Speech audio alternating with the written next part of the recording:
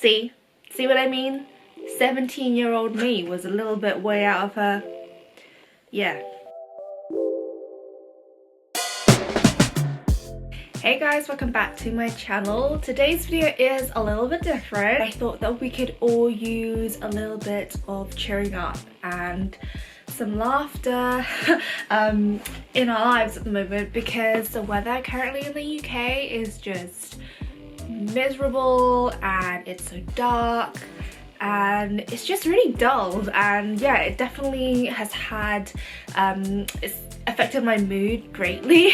Yeah, I thought that I would do something a little bit different. I posted on my Instagram the other day that I actually found my old journal from when I was 17 and when I think just started dating Ollie as well. So I read some stuff through, and I also read a few of the pages to my friend Isabel, and yeah, we just had like a big laugh over it, and it's so funny. And I mean, there's some deep dark stuff in here as well. I don't know, I might read some of them to you guys, like the dark, like deep stuff, but at the moment we're just gonna focus in the beginning of the video anyways, focus on the funny stuff. I also read some of the pages to Ollie as well, because there's a lot of stuff about Ollie in here, and I don't remember me being someone who was very like soppy and I don't know, like very open-minded and yeah, like falls like heads over heels with someone, until I reread my bloody journal, because I was totally wrong. Like 17-year-old me was very dramatic, and yeah, I just thought my life would end if I didn't have Ollie in my life. Like, but yeah, in this journal that I'm going to be reading for you guys, yeah, I talk about a lot of things like love, loss, pain, body issues. I even wrote stuff about in there. Like, it makes me really sad to actually read through it and going through the mindset of 17-year-old me, like talking about what I needed to change about my body. Like, it's so sad, but I can look back at it now, and yeah, I guess I just appreciate like my growing mindset. Okay, I'm gonna stop babbering and I'm gonna start reading some stuff from my journal. A lot of it is like quotes and lyrics from songs, so I won't be reading those out because I don't need to do that. Yeah, let's get right in. See what I mean? Like a lot of song lyrics, quotes, drawings. I was really obsessed with Daria, so a lot of Daria drawings as well. Depressing, so depressing. So the first entry I'm going to be reading to you guys is pretty much about like being happy with yourself, I think. Like the importance of like self-happiness. And reading this the other day, I was like, wow, 17-year-old me was actually quite wise. Like, I read this to Isabel and she was like, you were like well beyond your years. Making someone happy is a great but also dangerous thing. When that happiness is gone, you are left with a giant black hole. R.I.P. happiness. You are left with a giant black hole of anger, sadness, and feel like shit and regret. You create scenarios to escape away from the mess of reality because they torment you. Gets a little bit dark.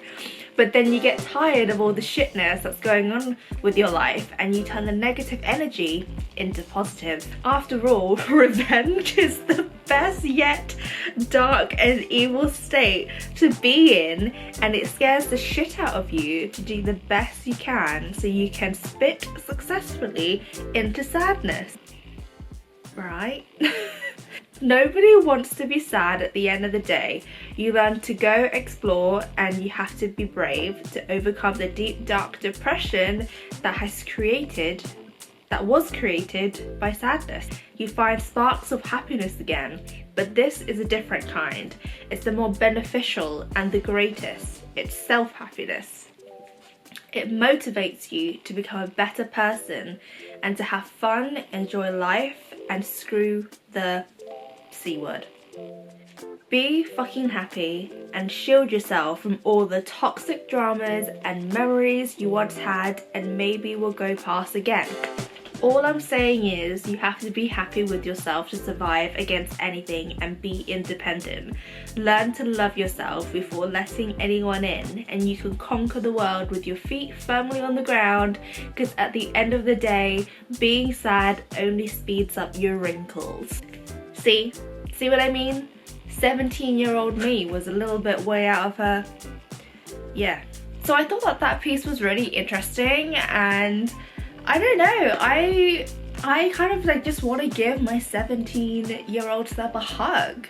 Like, she was definitely really wise, definitely been through a lot of pain, and yeah, was in a really deep dark hole for a long time and then got herself out of it. So yeah, like thumbs up. And then I think I wrote some like Lana Del Rey lyrics here and some roses. Okay, the next page though, I am not going to read because it is about grief, and I wrote this when my auntie passed away, and I think it's like a little bit like really too in my feelings, and to be honest, I haven't even read it since I found this journal because I can't bring myself to read it. So I'm not going to read it on camera because I'm going to start crying, I think. The next entry on here is titled Perfect Room, and I haven't read this. I skimmed it the other day, but I actually haven't read it, so I don't know what I wrote. So I'm going to read it out to you guys now. All I want is to be in a white room with big clear windows. The sheets will be white, crisp and clean. Outside will be sunny with pretty birds and butterflies flying around. Surrounding my balcony would be little green plants, like a minimalist jungle. White tulips, a white circle table with 2 clear chairs. It will be breezy but warm and have a comfy looking dog cushion in the middle. So my black pug, bracket, Nightmare, which is what I wanted to call a black pug back then, can chill. I also will have a sunflower plant along the side. For some reason I was really obsessed with sunflowers when I was 17. You'll understand, well, you won't understand, but it comes up quite a lot in entries and I don't know why. Every wall in my room will be white with lots of natural lighting coming through. Shelf of magazines, DVDs, DVDs. Oh wow, this is so long ago. And vinyl records are stacked next to my bed. My room is minimal, even the colours. Artwork is simple but meaningful. A section of the wall will have pictures of me and my other half. The tables will have candles and clear mugs lying around. I will put my black boots along my walls on the bottom. This is my perfect room. Oh, and it doesn't smell. I actually put in brackets right here, I don't know why, bracket, and it doesn't smell. I was odd. Okay, so the next entry, this is the first entry about Ollie, and quite frankly I read it to Isabel the other day, and the first time I read it I sounded like such a crazy, obsessed, psycho girl. Like I actually sounded like the main guy from You. I can't remember his bloody name at the moment, but yeah, you know who I mean. I literally sounded like that, like what he would write in his diary. Like it gets that little bit creepy. I will read it to you guys now and let me know if you guys think it's creepy as well, because I think it's creepy. It's called It's Nice to Love and Be Loved. Let's be like the movies, how they fall in love, how passionate they are with each other. A modern fairy tale, because I don't want you to leave. Because you are the bestest thing to happen to me and I'll never let you go. It's nice to love and be loved. It's insane and I can't explain how truly, madly and deeply I am in love with you. When you're on your own, you think a lot of how things would be if I hadn't spoken to you. And you know what? It would have been the biggest mistake ever, and I'm glad how things turned out for the two of us. You're my sunflower and I'm your wall. You can lean on me all you want, cause I'll never let you fall. I'll never leave you or let you go because you're too special to lose.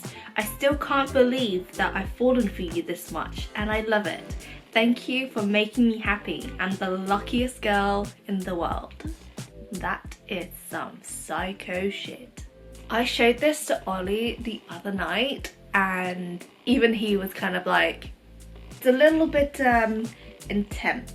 Let's just say that. The next page I have also written some thoughts, I guess, that I have. I have like a lot of random thoughts in this journal and this is one of them. We are living and growing every second and yet dying and decaying every second. That's the true meaning and description of life. True meaning of 50-50. It's fucking awesome and fucking fucked up. Oh, bless my little soul. Another one of those thoughts is, if the sun is so hot it heats us up and the ocean and the land, why is it when a cloud goes over it just a little, it gets so fucking cold? And I also wrote a space where I can put the answer and I never found out the answer. I'm sure Google can help me out, but yeah. I also had nail varnish swatches in here. I don't know why. I also covered this whole page in like glitter nail varnish. I'm very confused, no idea why. So the next entry I'm going to be reading is, I mean, I can't believe I even wrote this, but it was just like how my mindset used to be before meeting Ollie. And I read this to him the other day and he was like, you definitely like need to read this one out because it's just so funny how things go into full circle considering that like we're married now. Yeah, just life is just very funny. It's weird how your perception of things can change when you meet the right person. It's weird how bitter I used to be about love, marriage, kids and the future. But I guess since I have opened my mind to these things, I guess I'm really turning into a lady. It's just weird, I don't know. Kind of nice though. It's really nice and makes me happy when me and Oliver talk about it. It really gives me hope that this relationship is going somewhere and that we are on the right page. I know sometimes he's joking about it, but I can't help but smile and think that it could happen. We're really comfortable with each other too, and it's weird how it happens so fast. He really is my best friend and an amazing, perfect other half. I'm just grateful we ended up speaking and I took a risk because it was worth it. And yeah, it was worth it. How weird. Like, I guess, yeah, it does take like the right person and I guess the right time for something to really work out. And yeah, the saying of like right person, wrong time, I definitely believe in that. But yeah, it's just so funny to kind of like find that entry. And yeah, we were kind of just like looking at each other like, wow, like full circle moment. So the next one that I'm going to be reading out is, it has no title, I just went straight into it. The minute you think you're going to lose something, it becomes the most important thing in your life. Your life would suck if you go through that emotion every second, minute, day, month, year. It will slowly begin to kill you. So stop feeling like that. Everything is going to be fine. Let life run its course. things happen for a reason. Keep the important things in your life close to your heart and smile. I was definitely like a lot more cheery when I was 17, even though I did write some like deep dark stuff. Yeah, I guess that's when my mind kind of changed and I view life a little differently. I also have a page on here on DMCs, deep meaningful conversations, and I love having DMCs with people, and I mean this kind of explains why. I love them. They connect you to the other person on a more deep and personal level. The intimacy you get from having a DMC with someone can really open your eyes and your heart. It's a connection you share with that person forever and you cherish it, even though they could possibly turn this positive and warm moment into a heartbreaking one if you or the other person make the relationship sour. But the purpose of them is to get to know the person better and to see how weak yet strong they are. And if you can accept their flaws, thoughts and past, then it's an easy transition to the next level between the two of you, either to fall in love or to begin a lifelong friendship. Okay. Oh, this is cute. I did like a little doodle. And I wrote, let's go skate and grab some pizza and soda because I'm fucking hungry. Oh, and because I fucking love pizza, but not as much as I love you. I'm guessing that was about me and Ollie. How cute is that? Is it gonna focus? There we go. Very, very cute. Okay, so this is actually one of the pages that I didn't read when I found this journal the other day, because usually if I wrote it in pink, like a full page, it's very, very dark and I was not in like that great of a headspace. But I think I am going to read it today, one of them at least. I don't know what direction this is going to go in, so we're going to find out. There are a few deep dark thoughts and questions in my head which I don't think I can write down yet. Well, due to the problem that I don't know how to word them, so that more questions are to follow.